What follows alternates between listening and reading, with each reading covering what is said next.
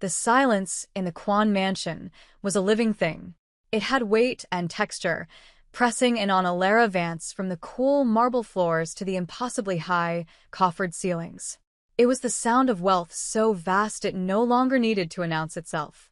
For 3 weeks, Alara had moved through that silence, her light blue scrubs a soft, jarring note of color in a world of monochrome grays, blacks, and creams. Her charge, the matriarch of the house, Mrs. Kwan, was the epicenter of the quiet. She sat in her state-of-the-art wheelchair, a ghost in fine silk, her eyes fixed on the manicured gardens beyond the floor-to-ceiling windows, seeing nothing. Alara was the 5th nurse in as many months. The others, she'd been told by the terse head of staff, had failed. They had been too loud, too cheerful, too clinical, too something. They had failed to break through the wall of silence Mrs. Kwan had built around herself 5 years ago, the day her husband was buried. Alara's job was simple on paper. Monitor her vitals, administer her medication, ensure her comfort. The unspoken part of the job description was the real challenge. Endure the silence. And endure the sun. Kwan Jae-hwan. She had only seen him a handful of times, but his presence was a permanent fixture in the house, a low-frequency hum of authority that vibrated through the walls. He never raised his voice. He never had to. He moved like the world was built for his convenience, his custom-made shoes making no sound on the polished floors. He was always dressed in a suit so perfectly tailored it seemed less like clothing and more like a second skin. Tom Ford, she recognized from the cut. Dark charcoal, razor-sharp lapels, and a tie knotted with surgical precision. He was a man made of sharp angles and expensive fabrics.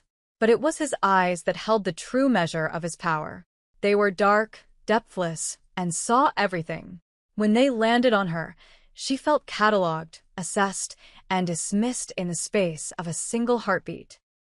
Today, the silence felt different. Thicker. A storm was rolling in, darkening the sky outside and making the room feel even more like a gilded cage. Alara was preparing Mrs. Kwan's afternoon tea, her movements practiced and quiet. She set the delicate porcelain cup on the table beside the wheelchair. Mrs. Kwan didn't stir. Her hands, gnarled with age but still elegant, lay limp in her lap. Alara knelt beside the chair, her voice soft. "Mrs. Kwan, it's time for your tea." Nothing. Not a flicker of acknowledgement. This was the daily ritual. The offering, the refusal. Alara would wait a prescribed 10 minutes before clearing the untouched service away. She settled back on her heels, her gaze drifting to the window. The first drops of rain began to streak down the glass. A small sound, fragile as a falling leaf, broke the stillness. Alara tensed, turning back to the old woman. Mrs. Kwan's lips were trembling, parted slightly. A single word escaped, a breath of a sound, raspy from disuse. A Korean word. Gajima. Don't go. The word struck Alara like a physical blow. It was a plea, desperate and raw, and it bypassed every professional wall she had meticulously constructed. It was the first word the woman had spoken in 5 years, and she had spoken it to her. Without thinking, without considering the consequences, without remembering where she was or who she was, Alara answered. Her own voice was a whisper, the Korean flowing from her as naturally as breath, a language of her own past, a secret she kept folded away. "I'm not going anywhere," she murmured in perfect, gentle Korean. "I am here." It was like turning a key in a lock that had been rusted shut for years. A shudder racked Mrs. Kwan's frail body. Her head turned, slowly, painfully, until her dark, clouded eyes met Alara's. And then they filled with tears. Not quiet, dignified tears, but a flood of unrestrained, gut-wrenching sobs that tore through the suffocating silence of the room. She was weeping for 5 years of unspoken grief, and the sound was horrifying and beautiful all at once. Alara reached out instinctively, her hand covering the old woman's trembling one. She just held on, whispering reassurances in a language no one else in this house was supposed to know she understood. That was the moment everything changed. "What is this?" The voice was ice. It cut through the sound of the storm and the old woman's cries, dropping the temperature of the room by 10 degrees. Alara's head snapped up. Kwon Jae-hwan stood in the doorway. He wasn't looking at his weeping mother. His gaze was fixed on Alara, on her hand covering his mother's, on her face. It was an expression of absolute, lethal stillness. He had heard. He had understood. The carefully constructed, professionally distant world Alara had built for herself shattered into a million pieces. She had made a mistake. A terrible, irreversible mistake. She slowly withdrew her hand from Mrs. Kwon's, her heart hammering against her ribs. He walked into the room, his movements deliberate, predatory. He stopped before them, looking down not at his mother, but at Alara. The scent of his cologne, something clean and sharp like cedar and cold rain, filled the air around her. "You will explain," he said. It was not a request. And Alara knew, with a chilling certainty that went bone deep, that she was not just the nurse anymore. She was a key, and a man like Kwon Jae-hwan did not let go of his keys. The doors of the mansion had never felt so heavy, so final. They had just locked behind her. She was moved into a suite on the second floor that evening. It wasn't a request. A grim-faced man in a dark suit had appeared at her side and informed her that Mr. Kwon had decided it was best for her to reside on the premises for the foreseeable future, to provide uninterrupted care for his mother. Her things would be collected from her small apartment. Her contract was being amended. The suite was larger than her entire apartment, a sterile masterpiece of beige silk and dark wood. It had a balcony overlooking the rain-slicked gardens, a bathroom carved from a quarry of gray marble, and a bed that could sleep four. It was luxurious. It was a cage. Jae-hwan summoned her to his study an hour later. The room was like the man, dark, orderly, and intimidating. One wall was a window looking out at the city lights, blurred by the storm. The others were lined with books that looked as if they had never been read. He sat behind a massive mahogany desk, a glass of amber liquid in his hand. He gestured to the chair opposite him.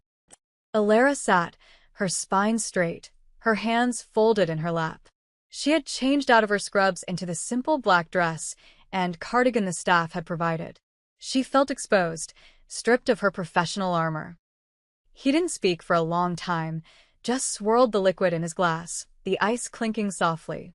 The sound was deafening in the quiet room. "My mother has not spoken a word since the day of my father's funeral," he said finally, his voice low and devoid of emotion. He was stating a fact, not sharing a confidence. The doctors called it selective mutism, a prison of trauma. They said nothing could reach her. He set the glass down, the sound a sharp report. He leaned forward, his dark eyes pinning her in place. "You reached her. How?" I speak some Korean," Alara said, her voice steady despite the tremor in her hands. "I grew up in a community with a lot of first-generation Korean immigrants. I learned it from my neighbors, my friends. She had always been good with languages, a sponge for syntax and sound. It was a part of her she rarely shared. It was too personal." "You failed to note this particular skill on your application," he stated. "It wasn't relevant to my nursing qualifications." A flicker of something, annoyance, perhaps, crossed his face. "It has become relevant. She asked you not to go." "Why?" Alara thought of the raw desperation in that one whispered word. "I don't know. I was about to clear her tea. Maybe she thought I was leaving for the day." He stared at her, his gaze so intense it felt like a physical weight. He was searching for lies, for angles, for some hidden leverage. She met his stare, refusing to look away. She had nothing to hide. Her only crime was a moment of impulsive compassion. "My father's death was not peaceful," Jae-hwan said, his voice dropping even lower. "It was a betrayal. By family. My mother saw it." The confession hung in the air between them, cold and heavy. This was his wound, the source of the mansion's oppressive silence. It wasn't just grief, it was the poison of treachery. He hadn't just lost a father, his entire world had been fractured by the person who was supposed to be loyal. He had failed to protect his father, and now he was failing to comfort the only witness, his own mother. Her silence was his constant, public failure. She is the only one who knows the truth of what happened, he continued. And for 5 years, that truth has been locked inside her.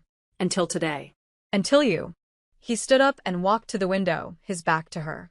The impeccable lines of his suit pulled taut across his broad shoulders. The men responsible for my father's death are still a threat. They believe my mother is a broken doll who will never speak again. They are wrong. You have just proven them wrong. The implication was terrifying. By becoming the one person who could communicate with Mrs. Kwan, Alara had painted a target on her own back. She was no longer an invisible caregiver. She was a threat to powerful, dangerous men. You will not leave this house, he said, turning back to face her. My head of security will be your shadow. You will continue your duties. You will talk to my mother. And you will report every single word she says directly to me. Is that understood? Alara's throat was dry. This was it. The point of no return. She could refuse. She could scream and demand to be let go.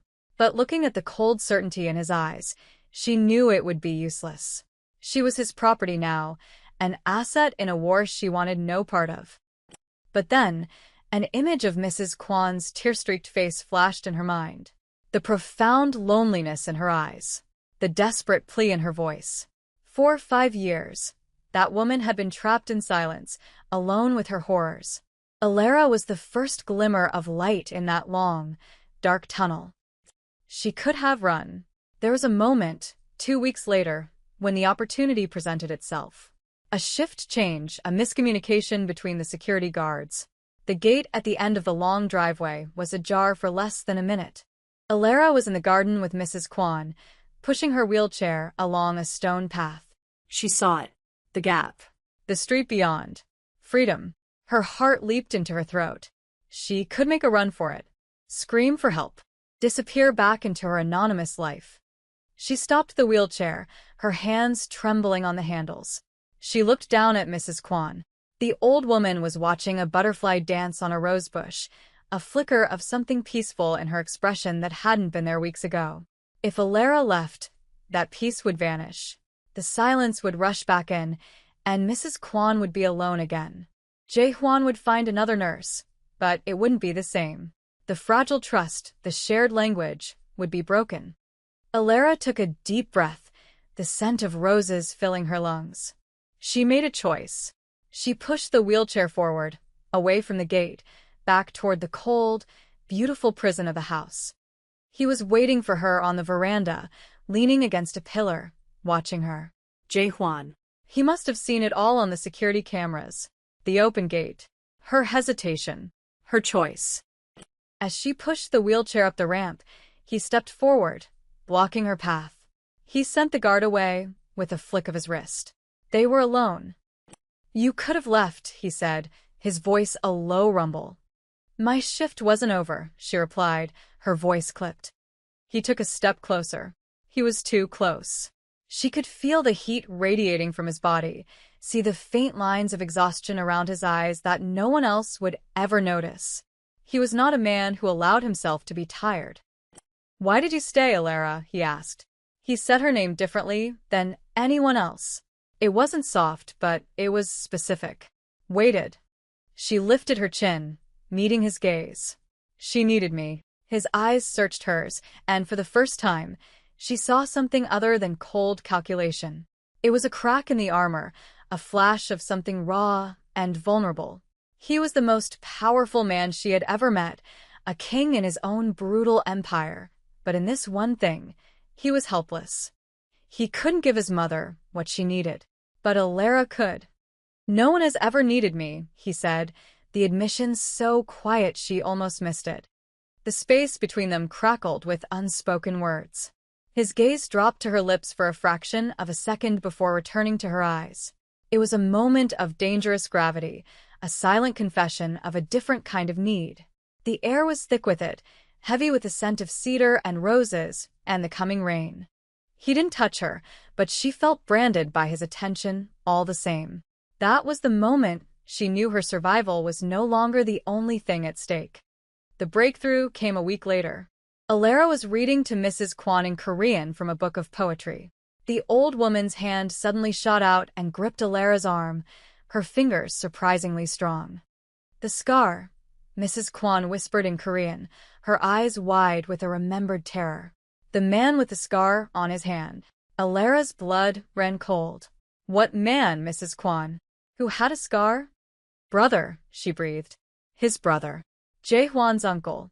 The one who had delivered the eulogy at his father's funeral." Alara had seen him in a family photograph on the mantelpiece, a smiling, avuncular man with his arm around Jae-hwan's father. She now had a name, a detail, a weapon. She knew, with absolute certainty, that she couldn't give this information to a guard or a functionary. It was for Jae-hwan alone. She had crossed a line. She was no longer a neutral party, a caregiver caught in the crossfire. She had chosen her side. She found him in his study, poring over financial documents. She relayed her conversation with his mother, her voice low and urgent. He listened without interruption, his face an unreadable mask of stone. When she finished, he stood and walked over to a liquor cabinet, pouring 2 glasses this time. He handed one to her.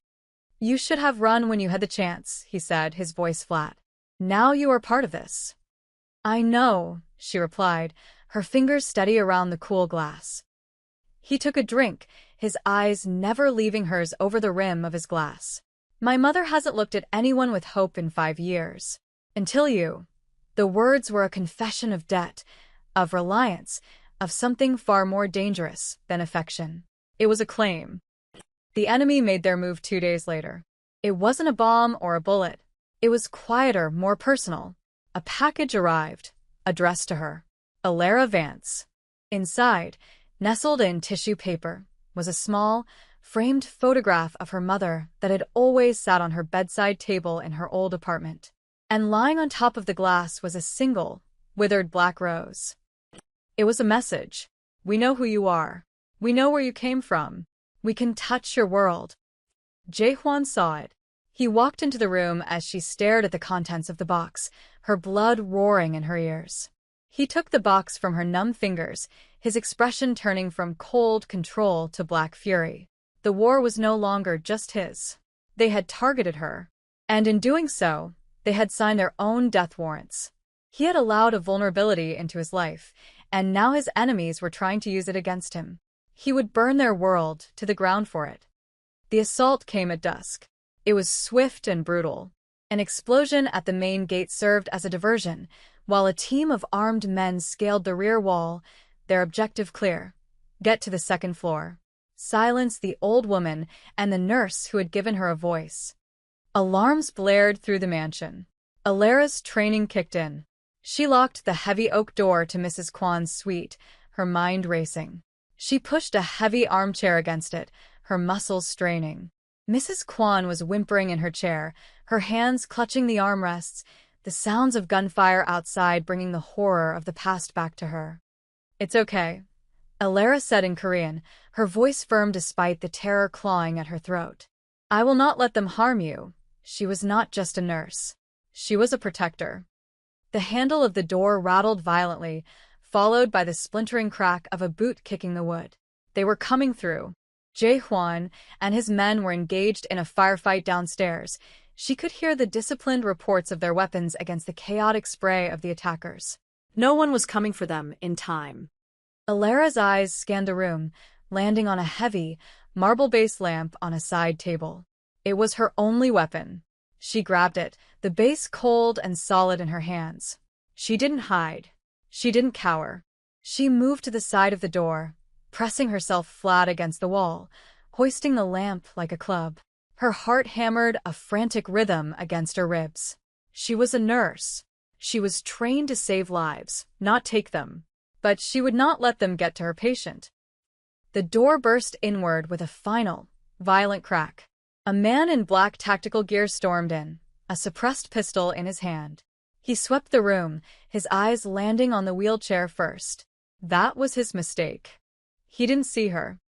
With a cry that was torn from the depths of her soul, Alara swung the lamp with all her strength. The heavy marble base connected with the side of the man's head with a sickening thud. He crumpled to the floor without a sound, his weapon clattering across the hardwood. Alara stood over him, shaking, panting, the lamp still clutched in her hands. The adrenaline was a fire in her veins. She had done it. She had saved them. The fighting outside the room stopped. A moment of ringing silence, and then the door was kicked fully open. Jae-hwan stood there, a pistol in his hand, his suit jacket gone, his white shirt stained with grime and a smear of blood that wasn't his. His eyes took in the scene. The man on the floor, Mrs. Kwon safe in her chair, and Alara, standing guard. Fierce. Terrified. Unbroken. He holstered his weapon, his men securing the rest of the house behind him. He walked toward her, his eyes never leaving her face. He stopped in front of her and gently took the lamp from her hands, setting it aside. His fingers brushed hers, and a jolt went through her. He didn't say thank you. He didn't say a word. He raised his hand, and his thumb brushed a smudge of dust from her cheek, his touch surprisingly gentle. In his eyes, she saw it all: awe, respect, and a raw, possessive darkness that stole her breath. "You are mine to protect now," he said, his voice rough. It was not a promise of safety. It was a statement of fact. A vow. A brand. He was claiming her, not as an asset, but as part of his soul. Her old life was gone. It had burned away in the firefight, in the moment she chose to fight instead of flee. The cost of her survival, of Mrs. Kwon's survival, was the woman she used to be. The cost for him was greater. He had let someone into the fortress of his heart, a liability he had sworn he would never have again. Weeks later, the mansion was restored to its pristine state. The silence was different now. It was no longer the heavy, oppressive quiet of grief, but a calm, peaceful stillness. In the garden, under the warm afternoon sun, Mrs. Kwon was telling Alara a story about the rose bushes her husband had planted, her voice still weak but clear. Alara listened, laughing softly at one of the old woman's remarks. From the window of his study, Kwon Jae-hwan watched them. He was no longer just watching his mother. He was watching the woman who had walked into the heart of his darkness and refused to be extinguished. She was not just a key, she was the light. He had made his choice the day he locked her in. She had made hers the day she refused to run. This was their world now, built on a foundation of violence and secrets, but with a future he had never believed possible. He turned from the window, the cold mask of the boss back in place, but his eyes held a new warmth. Their life had begun not with a gentle word, but with a desperate one. And it was a language only they would ever truly understand.